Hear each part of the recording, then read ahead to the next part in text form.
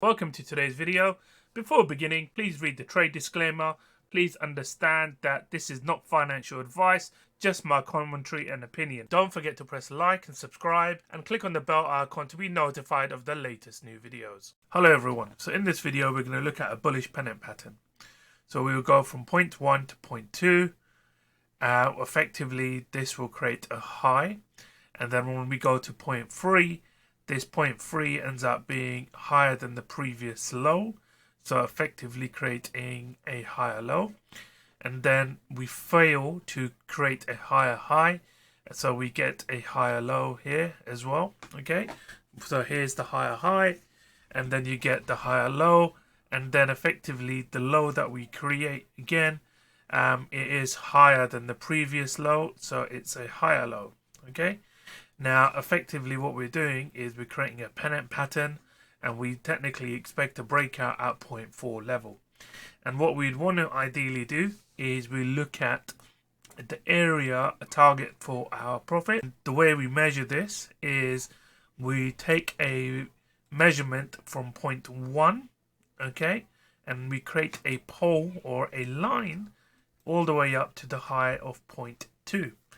This pole effectively becomes our profit target from level 4. So when we do break from the pennant, we mark that where the high will be.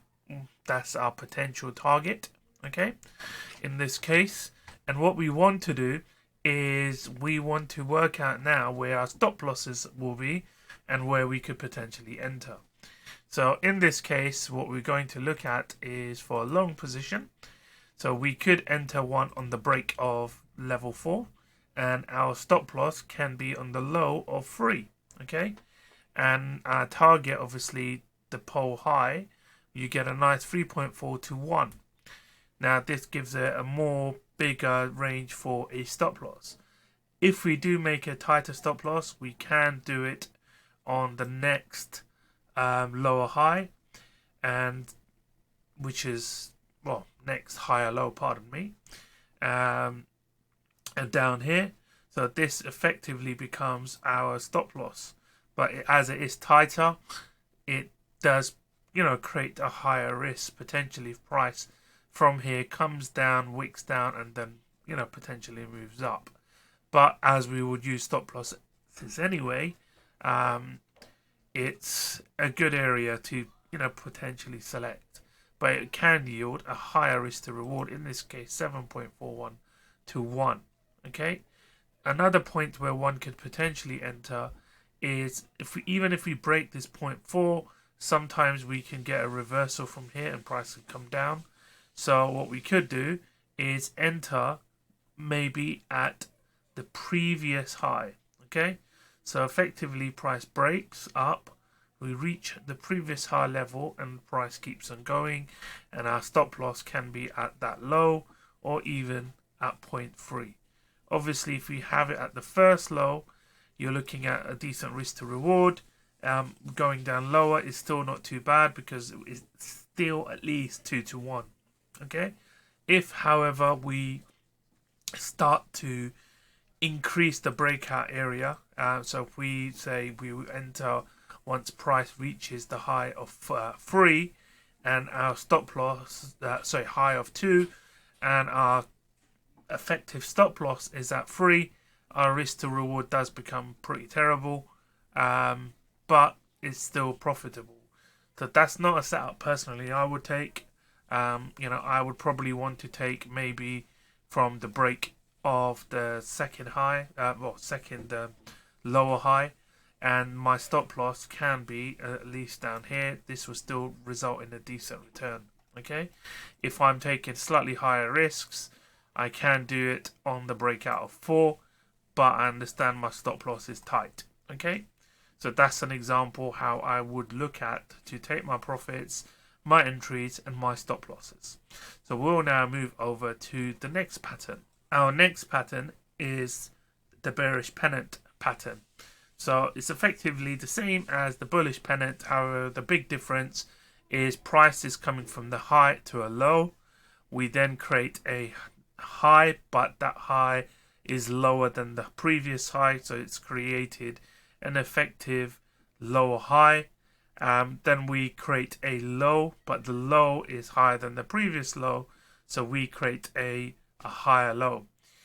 And then we try to push up again, but this time we also create another lower high. Okay, and then we come back down, creating a potential area for a higher low, but instead we break out at 0.4. And so what we need to do is work out a potential target. So we will calculate that from the height of 0.1 all the way down to 0.3, effectively creating a pole. Okay, and then we'll drag that, put it on the breakout point to create a potential target for a take profit. Okay, so now we have our target for take profit. The same similar sort of scenario adds up when we do a short position. So we can either take the short position from the breakout of 0.4, targeting the low of that pole, and then our air stop loss can be at the first high, which is here, again resulting in a decent risk to reward. We could make it more, shall we say, less riskier by setting the stop loss at the previous high, which is at 0.3, and then you'll get roughly 3.95, almost 4 to 1 risk to reward, which is again not too bad. The other option obviously is we can enter later by going down to the previous low and use that as a point of entry, just in case we get a reversal from this point. And we can at this sort of point potentially tighten our stop loss. So you have these sort of areas. You don't really want to put a stop loss at 0.3 and then your entry again at 0.2, because the risk to reward will just drop.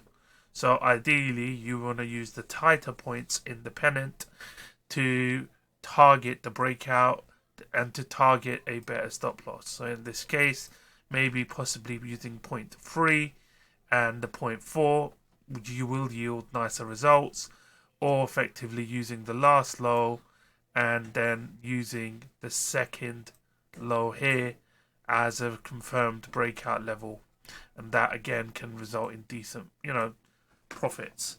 So that's what I'd be looking at for the bearish pennant side. So that's it for this video. We'll see you in the next one.